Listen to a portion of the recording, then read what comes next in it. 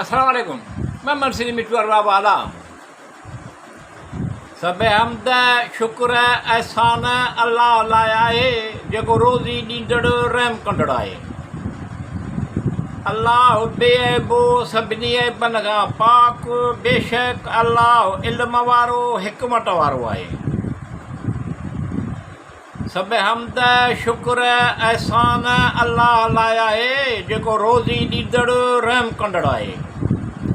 अल्लाह बेअबो सभिनी ऐबनि खां पाक, बेशक अल्लाह इल्म वारो हिकमत वारो आहे।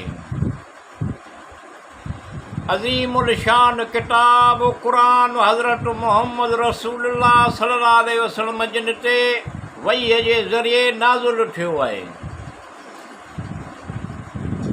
अज़ीमुल शान किताब क़ुरान हज़रत मुहम्मद रसूलुल्लाह सल्लल्लाहु अलैहि वसल्लम जिन ते वहीअ जे ज़रिए नाज़िल थियो आहे, जंहिंमें को बि शक न आहे, परहेज़गारनि खे सिधी वाट ॾेखारींदड़ आहे। सब हमद शुक्र एहसान अल्लाह लाया आहे जेको रोज़ी ॾींदड़ रहम कंदड़ आहे। अल्लाह बेअबो सभिनी ऐबनि खां पाक, बेशक अल्लाह इल्म वारो हिकमत वारो आहे। उन खां अॻु जेके किताब हुया टिन जी तस्दीक़ कंदड़ आहे, तौरेत, इंजील, लटाई, क़ुरान खां अॻु उहे सभु किताब माण्हुनि लाइ हिदायत हुया। उन खां अॻु जेके किताब हुआ टिन जी तस्दीक़ कंदड़ आहे, तौरेत, इंजील, लटाई, क़ुरान खां अॻु उहे सभु किताब माण्हुनि लाइ हिदायत हुया। हक़ ऐं बातिल में फ़र्क़ु कंदड़ किताब, बेशक जेके माण्हू अल्लाह जे आयतुनि जा काफ़िर थिया तिन लाइ सख़्तु अज़ाब आहे। सब हमद शुक्र एहसान अल्लाह लाया है जेको रोज़ी ॾींदड़ रहम कंदड़ आहे। अल्लाह बेअबो सभिनी ऐबनि खां पाक, बेशक अल्लाह इल्म वारो हिकमत वारो आहे। जिन ईमान आंदो ऐं चङा कम कयाऊं त अल्लाह खेनि पूरो पूरो अजुर अता कंदो ऐं अल्लाह ताला ज़ालिमनि खे दोस्त न रखंदो आहे। जिन ईमान आंदो ऐं चङा कम कयाऊं त अल्लाह खेनि पूरो पूरो अजुर अता कंदो ऐं अल्लाह ताला ज़ालिमनि खे दोस्त न रखंदो आहे।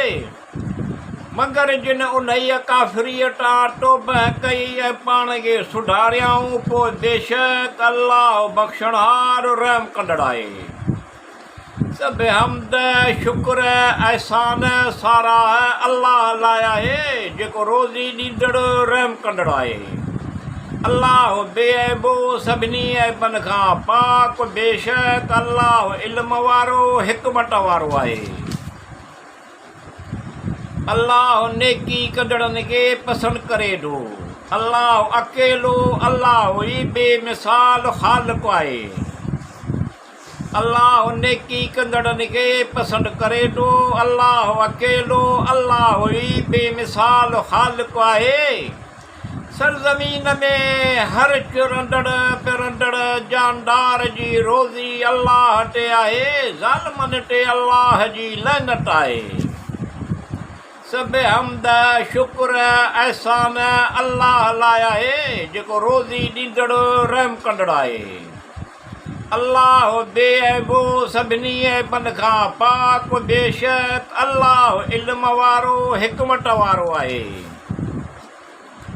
या अल्लाह रब्बुल आलमीन अल रहमान अल रहीम, तूं सभु ॼाणींदो, तोखे सभु मालूम आहे। शैताननि जे शर खां, विसवसनि खां पनाह घुरां थो, तूं पनाह ॾे। या अल्लाह रब्बुल आलमीन अल रहमान अल रहीम, तूं सभु ॼाणींदो, तोखे सभु मालूम आहे। शैताननि जे शर खां, विसवसनि खां पनाह घुरां थो, तूं पनाह ॾे। खुशहाली अता करे, सेहत तंदुरुस्ती नेमत हज़ार अता करे। अल्लाह तवाब, सत्तार, गफ़ार, नाफ़िअ, करीम, रहीम, करम रहम कंदड़ आहे। सबे हमद शुक्र एहसान अल्लाह लाइ आहे जेको रोज़ी ॾींदड़ रहम कंदड़ आहे। अल्लाह बेअबो सभिनी ऐबनि खां पाक बेशक अल्लाह इल्म वारो हिकमत वारो आहे।